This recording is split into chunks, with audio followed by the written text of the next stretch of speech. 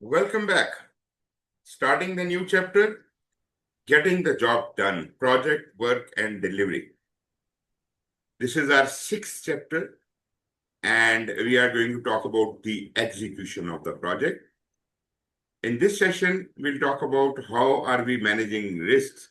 Before, we talked about how to identify risk, how to plan for risk responses and things like that. Now, we have to manage the risk. We'll apply the risk response strategy. Quality management, as you know, I told you, it is about quality assurance here. We will conduct reviews and audits, and through that, we will assure the quality of the processes and procedures, right? It is nothing to do about the control, quality control. We are not dealing with the product here. Product we'll deal with when we have made something, when the product is delivered, and product is going to be delivered after execution or during execution. That means that the product inspection or the quality control is the subject of monitoring and control and not of the execution. Project controls and forecasting, that is, again, it is more relevant to monitoring and control because all the controls are there in monitoring. And project integration, this all we are going to talk about. Okay, question is, do you really know what it is?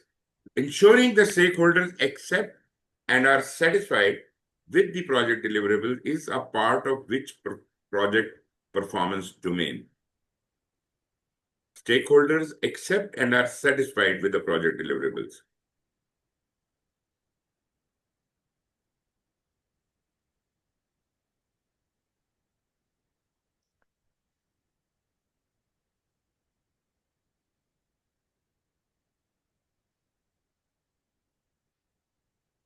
Yes, please. I think four.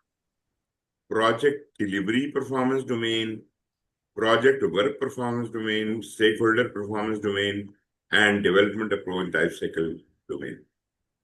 Amy, what do you say? Yeah, I was going to go 4 as well. So we're either both right or both wrong.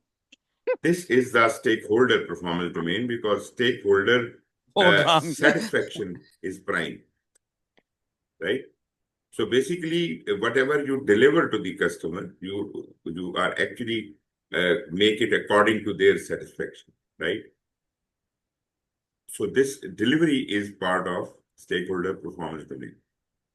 A contract with a vendor includes a 5% decrease in contract payment for each week the project is delayed. Which approach to risk management are you using? Accepting, mitigating, avoiding, transferring? I'd guess transferring because you're decrease in contract payments. Which one? Each week.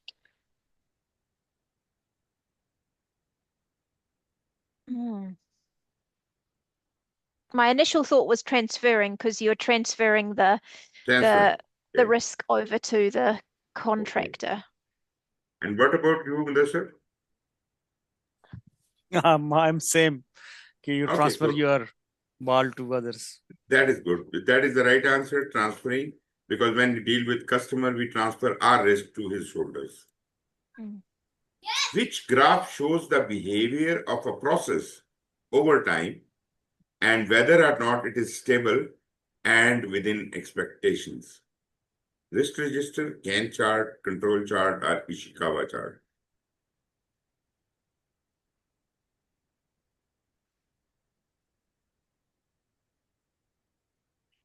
Muddassar? Whether or not it's stable and with expectation shows the behavior of a process. Behavior of a process. Process over time and whether or not it is stable and with expectation.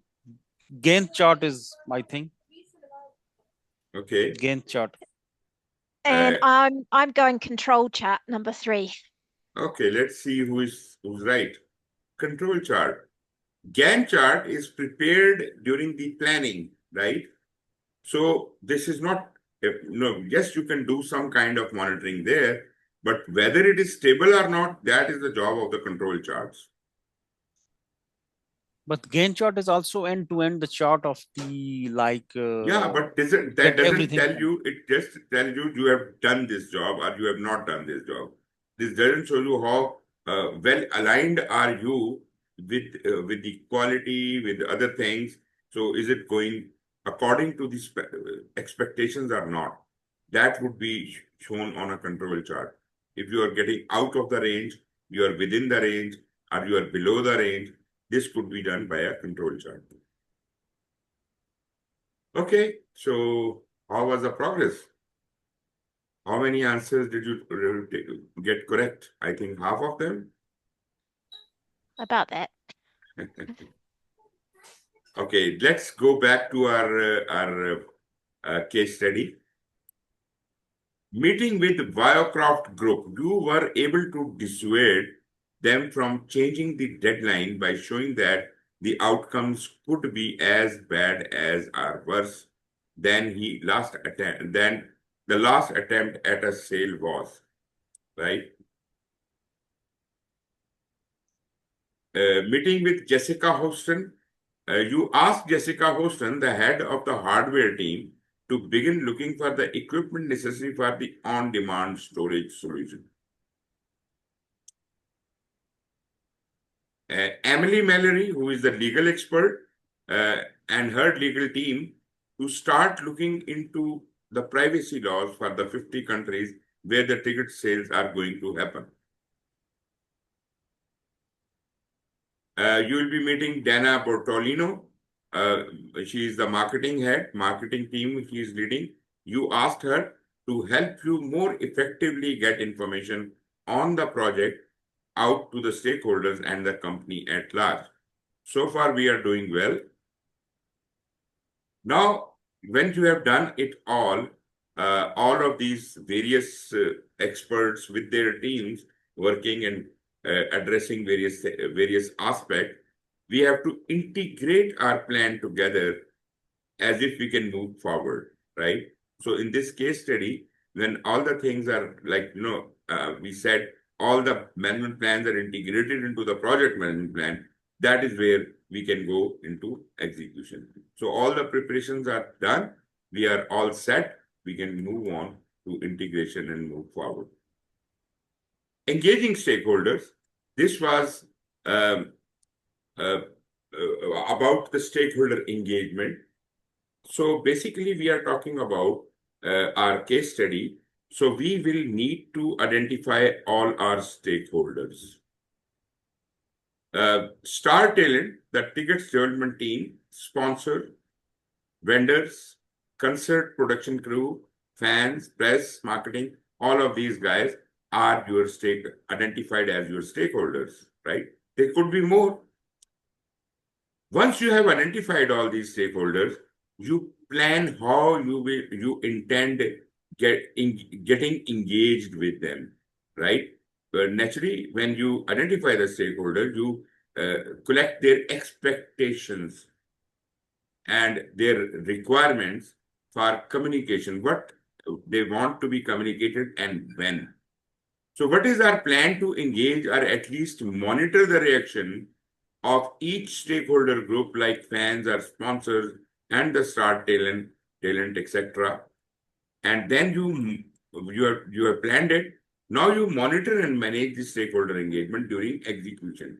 During execution, the process of actively engaging our stakeholder groups, for example, listening to the ticketing feedback of our fans during the pilot, asking for feedback after presenting our project status updates to the project sponsors. These are all various methods of keeping your stakeholders engaged, which you have already identified in initiation. You have planned the stakeholder engagement in planning. And now, when you are managing these stakeholders, that is happening during execution, and monitoring is happening during monitor and control. So basically, we are evaluating how well are we managing, and then we are correcting course that is happening in monitoring and control.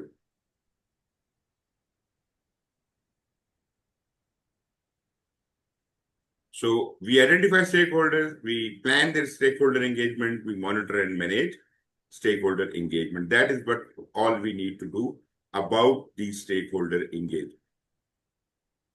Stakeholders, just like we have seen many charts, there will be a stakeholder register. It could have any format, but these are some of the things we could have concerned ourselves with. These are the name of various stakeholders we have identified. What is the title of this stakeholder? What is the role of this stakeholder in this project? What are his interests, his or her interests? What is the authority or power they enjoy? What are their requirements? What are their expectations? And what is their influence? I don't want to go into the detail of this, but this is how it could be formally recorded in a stakeholder register. What are the various levels of engagement? Actually, this is done through a mechanism which is called stakeholder engagement assignment matrix. So basically, stakeholders could have various attitudes, different stakeholders. There would be stakeholders who know nothing about what they are getting into. They know nothing about the project. They are completely unaware about the importance of this project. So you could have certain stakeholders who are in this category. Then there are stakeholders who are kind of proponents or opponents for that matter. They resist whatever you are doing. They may be your opponent, they may be your competition, other singers and other things. So they are resistors. Let's talk how we'll deal with them. We will talk that later. Then there are stakeholders who are aware about the project need, but they have no opinion about it. They just keep themselves aloof. They don't really bother about what is happening and why it is happening. Then there are people who are interested and they support your project. They know it, they are interested, and they are supporting your project. So this is a passive support we are getting. And then there are people who are like patrons of the project, who are leading the initiative, who are taking on the lead role. So these are the 5 kinds of stakeholders you may have. And first you recognize what is the current status of the stakeholder when they were identified. Were they unaware? Were they resistant? Were they neutral? Were they supportive? And were they leading? And then you have to assess that, okay, the current role of the stakeholder when identified was, say, he was a resistant. And now what we need to convert this guy into, what is going to be the future state of this specific stakeholder. Maybe you say, I want to at least convert the resistant stakeholder to neutral level, or maybe to supportive level. So my strategy will actually revolve around that. Basically, I'll put in all effort to convert this resistant stakeholder into a supporter. This would be my stakeholder engagement strategy for this specific person. Maybe there is one person who is already a supporter, but I want to take him a lead role. So naturally, my stakeholder strategy would be on those lines, right? So these levels of engagement you must understand. So on order of priority, the best is leading, second best is supportive, and all that. Unaware is bad, resistance is also bad, neutral is neutral, naturally. So this is a stakeholder engagement assessment matrix format. We have these 2 stakeholders written here, Tom Dwyer and Jessica Houston. Tom Dwyer is already a supporter, but I want to take him the lead role. Jessica Houston was neutral. She had no opinions, although she knew about the project, but she was kind of disinterested. I want to, convince her to become a supporter for our project. I don't want to give her a lead role, but I at least want to convert her from neutral state to the supportive state. This is how I can, assess their engagement.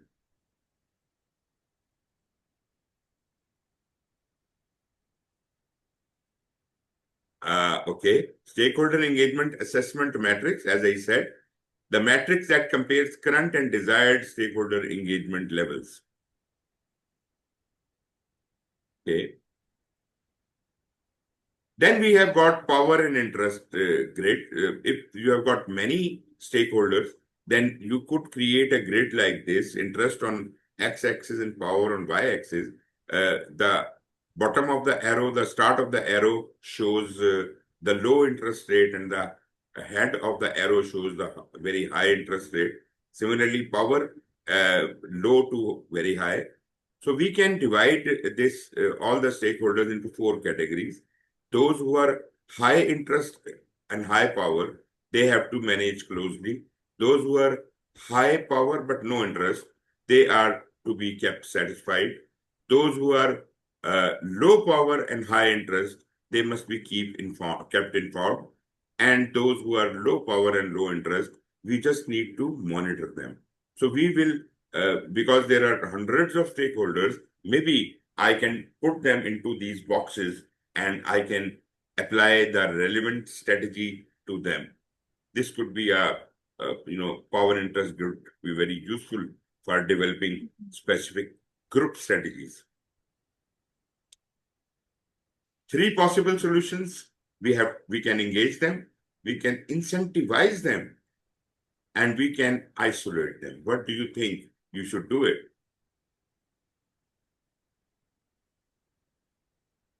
I suppose isolation is not a good solution.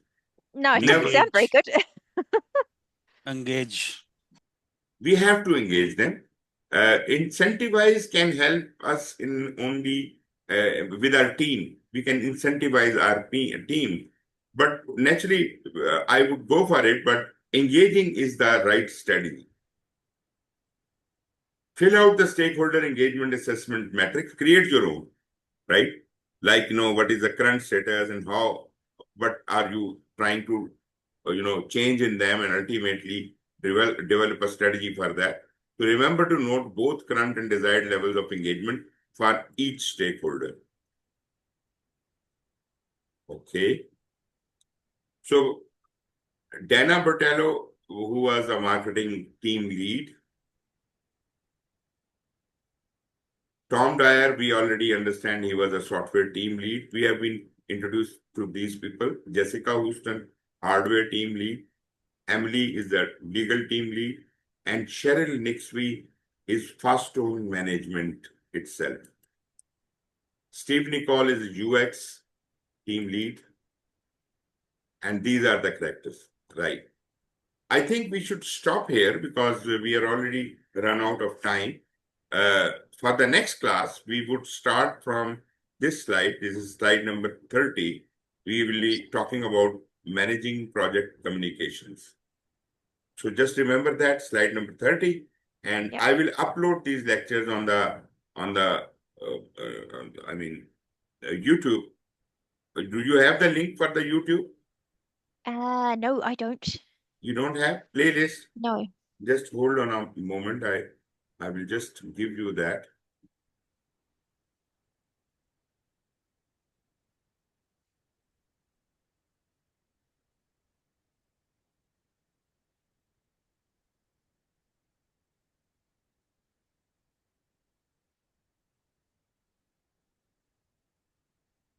Okay, I'm putting it in the, sorry. I'm putting it in the chat window. Where is it? Yeah. This is the standard link for whole of the playlist. Today's videos will be loaded onto it and you can access them. This is the link. I can see it. Just note it down. It's in the chat now. Oh, okay. Cool. Lovely. Thank you. Most welcome. Take care. We'll see you next week. Sure, sure. Thank you.